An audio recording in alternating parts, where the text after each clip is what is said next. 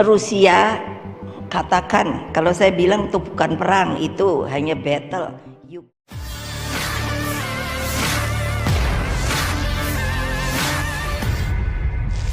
Nah, kalau kita hanya dalam zona nyaman saja, tidak mau berpikir aksi dan reaksi. Pertanyaan saya, mengapa sekarang ini yang namanya Rusia, katakan, kalau saya bilang itu bukan perang, itu hanya battle, Ukraine.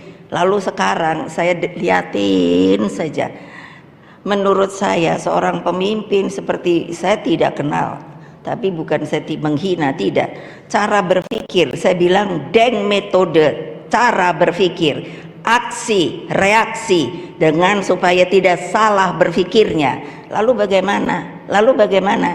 Nah, bayangkan Presiden Zelensky itu, ya maaf lah, kok cari dukungan kemana-mana, tidak langsung. Nah, kalau saya selalu bilang, hadapi itu yang kesatria. Begitu kalau saya udah ngomong sama anak-anak saya, terserah kalau enggak suka itu tadi, Bu, saya enggak suka sama ibu, oke, enggak apa-apa.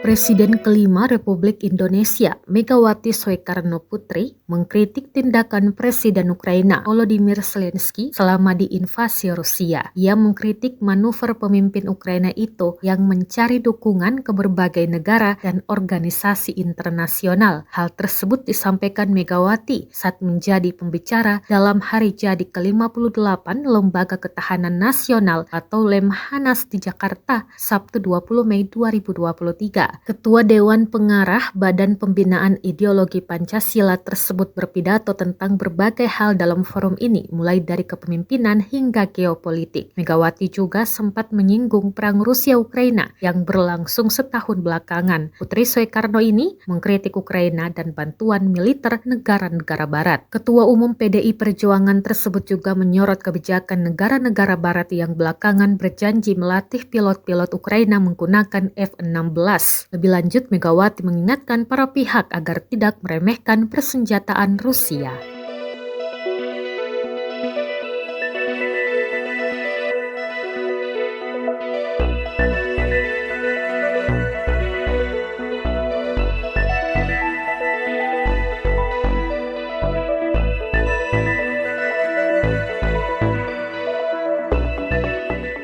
Terima kasih sudah nonton. Jangan lupa like, subscribe, dan share ya.